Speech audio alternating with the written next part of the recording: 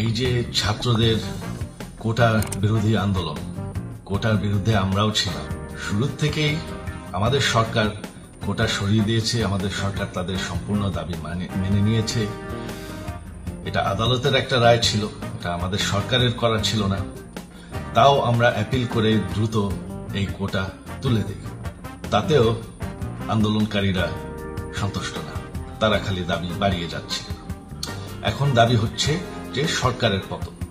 তবে সরকারের পতন হওয়ার পর কি হবে, কি হবে এটা কেউ ভেবেছে? আমরা বাংলাদেশে গণতন্ত্র রক্ষা করে রাখতে চাই। সরকার পতন করে নতুন সরকার আসার সাংবিধানিক অনুযায়ী শুধুমাত্র একটি উপায় আছে, সেটা হচ্ছে নির্বাচন। সবথেকে বড় কথা যে আমাদের সংবিধানে স্পষ্ট বলা আছে এবং আমাদের সুপ্রিম কোর্ট রায় দিয়েছে যে অনির্বাচিত সরকার 1 মিনিটের জন্য